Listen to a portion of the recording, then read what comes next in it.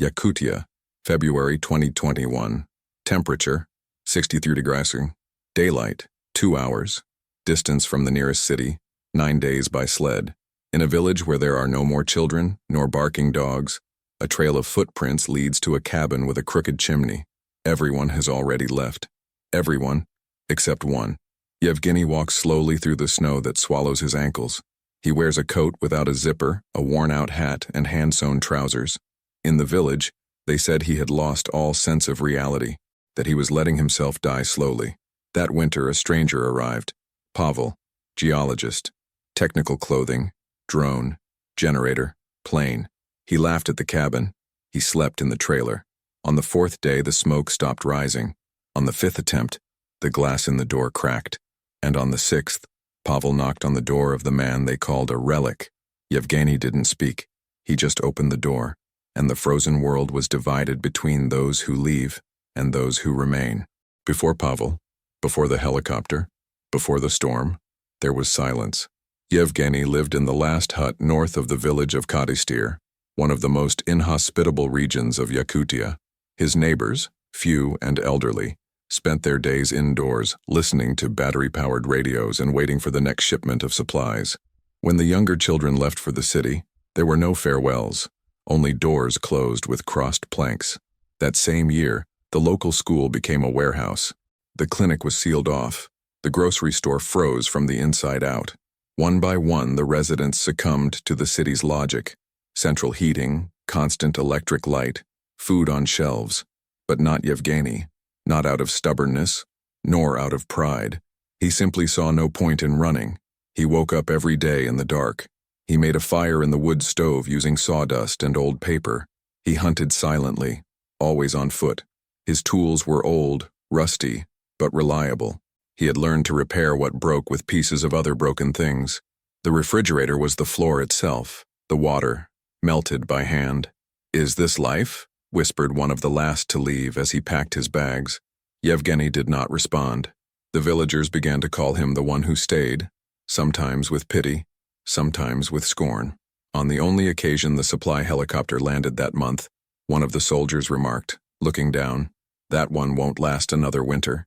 He's just delaying the end." Yevgeny listened. He continued chopping wood. Deep inside his house, among empty cans and woolen rags, he kept a secret compartment containing 2 smooth black stones. Like obsidian, he heated them on the stove and wrapped them in cloth before going to sleep. He never told anyone how he used them. When Pavel arrived, the ice had not yet cracked completely. Pavel arrived in a white helicopter with the government logo painted on the side and sensors attached everywhere. He landed hurriedly, talking on the radio and checking a thick tablet encased in thermal rubber. He was a geologist, sent to measure permafrost thawing and monitor changes in the soil. He had training, funding, a detailed map, and a strict schedule. 4 days in the region, data collection, return. He saw the abandoned village from above. Upon reaching the ground, he found only 3 huts showing signs of life, 2 with elderly people locked inside, 1 with smoke billowing from the chimney, the only one without glass in its windows. Ali Morava Yevgeny. In their first encounter, Pavel kept his distance. He waved. He didn't receive a wave back. Tentu Zdravstvuyte. Nenhuma resposta. Crazy, he commented into the voice recorder. It looks like he's fossilized along with the house. He set up camp a few meters away. He had a heated trailer, thermal insulation, portable solar panels, a spare battery, and a small gasoline generator. He settled in. He turned on the system. He plugged in the heater. Outside, Yevgeny continued silently chopping wood with a worn axe. At night, the sound of the wind swallowed everything, except for the constant creaking of the trailer swaying in the gusts. On the 2nd day, Pavel's generator failed. He tried restarting. Nothing. It activated the secondary heating. The battery drained quickly. The temperature inside the trailer dropped to 15 degrees Celsius in 4 hours. Pavel went outside, stamping his feet, trying to get his blood circulating. He saw Yevgeny pushing a wooden sled with small logs. The fire in the cabin continued to burn brightly. The next morning, he found ice inside the window. The cables were stiff, covered in a white crust. The radio didn't respond. The solar panel was covered in frozen snow. The report stated that the soil there suffered from thermal microcracks. tiny fissures that emitted a characteristic cracking sound before collapsing. Pavel needed to hear that. But now, all he could hear was his own teeth chattering. On the night of the fourth day, Pavel surrendered. He knocked on the door of the mud hut. Not a word. Yevgeny opened the door, stepped aside, and gestured with his chin toward the corner of the room. A wooden bench stood next to the stove. Pavel went inside. He removed his gloves with difficulty. The tips of his fingers were beginning to lose their color. He stood there, in silence, listening to the crackling of the firewood, and without understanding how anyone could survive in that place without any manual. The heat inside the cabin was different. It wasn't comfortable. It was survival-oriented. Smoke rose slowly through the crooked chimney. The smell of damp wood mingled with that of burnt fabric and dried fish. Pavel sat on the wooden bench, took off his fogged glasses, and placed his hands near the stove. He felt the burning sensation return. It was pain, but it was also life. Yevgeny stirred the fire with a bent iron rod. He said nothing. He prepared a kind of thick porridge which he distributed into chipped bowls. There were no utensils, only silence. On the first night, Pavel slept right there, wrapped in a rough blanket. The wind blew fiercely outside. The roof creaked intermittently. Sometimes the noise was dry, like cracking ice. Other times it sounded like a whisper coming from the walls. On the third day, the cabin began to show signs of tension. Moisture was accumulating in the corner. The smoke was slow to rise. And the ceiling, it creaked differently. Pavel tried to help. He insisted on using thermal tape on the cracks, but the cold caused the glue to crack. He tried gluing aluminum foil to the ceiling. It froze and came loose like ice chips. He tried reinforcing the door with expanding foam. It exploded. "This doesn't work here," Yevgeny murmured for the first time. Pavel did not respond.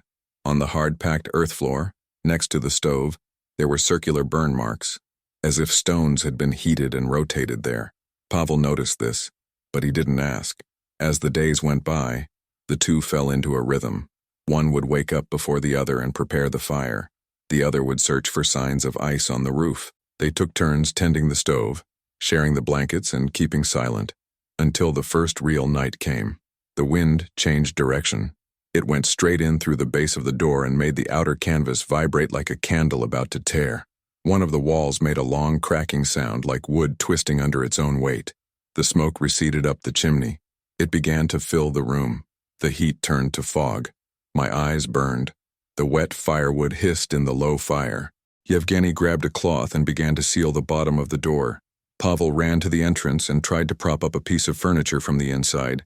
It wasn't enough. The cold air rushed in like a razor. Yevgeny then knelt beside the stove, pulled out one of the black stones, the same ones he secretly heated, wrapped it in cloth and placed it under the bench where Pavel was trembling. The sensation was immediate. The heat rose like returning blood. It was at that moment that Pavel understood. The house couldn't hold two people, and the cold was winning. The following morning, the cabin was far too quiet. Pavel awoke to the dim light filtering through the cracks in the roof. The corner of the room was covered in a thin layer of ice even though the stove was still warm. On the ceiling, a dark stain spread like an internal crack. The wood was saturated. The structure creaked every hour. Yevgeny pressed his ear against the mud wall. He felt a dull, almost imperceptible crack, the kind of warning that comes before collapse. "If this sinks," Pavel said hesitantly, "we won't get out." Yevgeny did not respond. He simply stood up, grabbed the axe, wrapped a rope around his shoulder, and pulled the sled. "Where are you going?" Pavel insisted. "Nothing." At the door, Yevgeny turned only to make a brief gesture with his head. "Stay," and he left. In the corner of the room, Pavel found a wooden box containing rags, dried roots, and something that looked like a hand-drawn map. Charcoal lines, distances measured in paces, a small X surrounded by circles. Outside, the wind had already washed away Yevgeny's footprints in less than an hour. The temperature plummeted. The stove worked, but there was little firewood. The fish had run out. The black stones no longer retained as much heat. The cold began to invade first the feet, then the stomach. The head throbbed slowly as if the body were shutting down piecemeal. In the early hours of the second day, the main wall collapsed. It didn't collapse, but it tilted, releasing a fine rain of mud and frozen splinters. The smoke started to descend again. Pavel choked. He tried to seal it with cloth. He tried to warm the stones more. He tried to sleep, standing up near the only crack that was still breathing. In a moment of lucidity, he opened his own laptop, which was almost out of battery, and wrote, "Everything I've learned is useless here. I'm wrong about everything." He closed the equipment and waited. Just as he was counting the hours by the pain in his bones, he heard footsteps, weak but constant. Yevgeny emerged from the white fog. His face was covered in dry ice. His hands were swollen. The sled was loaded with stacked firewood, freshly caught fish, dried roots, and an extra blanket. I said nothing.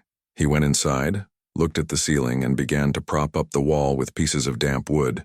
Pavel remained seated, alive, but fractured inside. That night, he ate in silence. The following morning, he helped rebuild part of the structure with heated clay and old newspapers. Just as he had laughed days before, the storm arrived like an animal. First, the sky darkened abnormally, not like night, but like a heavy curtain descending. Then, the wind didn't howl. It roared, as if it wanted to tear the very ground from under it. Yevgeny stopped working. He stood motionless, staring at the outer tarp that covered part of the shelter. "He'll give in," he said. That's all he said. Pavel understood. He didn't ask what. He didn't ask when. They started digging. They used the same shovel, taking turns without speaking. They opened a side corridor, close to the base of the hut, where the ground hadn't yet completely frozen. The ground was thick clay, hard as stone, but it yielded to the heat of their hands. They worked until their fingers began to bleed inside their gloves. The idea was simple and counterintuitive: bury the new shelter. Yevgeny knew of an ancient technique used by the Evenki people, the underground structure, with a roof reinforced by branches and covered with compacted snow, maintained a stable temperature even during storms. The problem? It would take days, and they had hours. That night, the original wall finally gave way. The wind ripped off part of the tarp. The door became nothing more than a poorly covered hole. The smoke receded, and for a moment the fire almost went out. Pavel gripped the stove with his arms. Yevgeny sealed the base with his body, trying to prevent cold air from entering. When the wind died down for a few minutes, they went back to digging. The roof of the new shelter began to crack. The wood warped, and in the corner the black stone that warmed the base of the structure cracked, releasing a dry sound like breaking glass. The light was fading. My eyes burned. Time was no longer a measure. It was an obstacle. On the second day, with the storm at its peak, they managed to enter the new structure. A low room with a roof of branches covered in earth. Dark, smells of moss and smoke. It wasn't hot, but he was alive. Yevgeny rigged up a makeshift stove using a large metal can and began heating small stones. Pavel molded clay into the cracks with his bare hands. They slept side by side, without separate blankets. They shared the warmth and the silence. The next morning, the wind outside had stopped. The world looked like a photograph, white, still, cold to the bone. Yevgeny left first. Pavel followed him. Outside, the old cabin was half covered in snow. The chimney was gone. The tarp was torn. The signs that it had once been sheltered there were fading. Yevgeny took a deep breath. He picked up the axe, and it all started again. This time, next to the new entrance, he erected not one, but 2 chimneys. There had been no signs for weeks. The radio remained silent. The village, now buried under the snow, seemed never to have existed. Pavel and Yevgeny maintained a silent routine. Minimal hunting, constant fire, reinforcements on the roof every 3 days. The shelter was no longer a hut. It was a survival trench. On the 34th day they heard the sound. A cut in the air, distant, pulsating. The sound of propellers. The helicopter. Pavel ran out to the clearing beside the new shelter. He waved his arms. The wind kicked up snow. The pilot spotted him. He slowed down. 3 men got out. Government uniforms. One of them recognized Pavel immediately. "Still alive?" "That was close," Pavel replied calmly. "And what about the crazy guy in the cabin?" another asked, laughing. Yevgeny appeared behind them, his arms covered in mud and his face covered in soot. He didn't answer. He just stared. The man who mocked felt the weight of the gaze. He lowered his eyes. The team leader offered them an immediate ride. He said they could leave, that there was no reason to stay any longer. Pavel hesitated. He looked at Yevgeny. He looked at the structure in the background, now solid with sturdy walls, twin chimneys, and reinforced pilings. She looked at her own hands. calloused, burned by the cold, and full of meaning. "I'll stay a little longer," he simply said. The soldier's eyes widened. "But why?" Pavel did not respond. He simply turned his back and returned to the shelter. Yevgeny remained standing. The icy wind passed between the two of them, and for the first time, Pavel no longer needed to prove anything. During takeoff, the soldier who had mocked him was still looking out the window. He saw the two men as shadows, small, steady, motionless in the absolute white. Before leaving, the geologist made his last entry in his field notebook. At 63 degrees Celsius, the last puff of smoke rises. It's not the heat. It's up to those who choose to stay. Spring arrived slowly, not like heat, but like a less cruel silence. The ice gave way in layers. Streams began to flow through the cracks in the earth. The shelter remained firm. The chimneys continued to spew smoke. Pavel spent another 2 weeks there, helping, observing, taking fewer notes, doing more. One day, he woke up before Yevgeny. He made the fire. He prepared the dried fish, and he reinforced the roof with hot clay, making sure to mix it perfectly. As Yevgeny left, he simply nodded his head. No praise, just recognition. The helicopter returned with reinforcements and a new request from the government. More precise measurements of the region, soil, water, natural structures. Pavel accepted the mission and decided to make the shelter his base. During the following months, other technicians were sent. None stayed. Everyone was amazed to see the shelter beneath the snow with 2 entrances, makeshift greenhouses, silent traps, and constant warmth. They asked, "Who did this?" Pavel simply said, "I helped." Yevgeny continued living the same way, without seeking approval, without saying, "I told you so." One of the government engineers, a young man, noted in the report, "There is a method here, but it doesn't have a name." The village was never repopulated, but in satellite photos, 2 columns of smoke always appeared in the middle of the white sky. It is said that years later, Pavel requested a permanent transfer to Yakutia, and that on the only occasion he returned to the city, he refused to stay at a hotel. He preferred to sleep in a mud shelter, which he built himself, with his own hands. Not all perseverance is stubbornness. Not all silence is emptiness. There are places where the cold silence is language but does not erase presence. Yevgeny never wrote anything, he never gave an interview, but her demeanor, quiet, firm, restrained, taught more than any manual could. Because there are survival strategies that cannot be proven, they hold up, and there are victories that don't shine, they're just smoking, slow, low, steady, like that lonely puff of smoke that rises in the middle of nowhere and doesn't ask to be seen.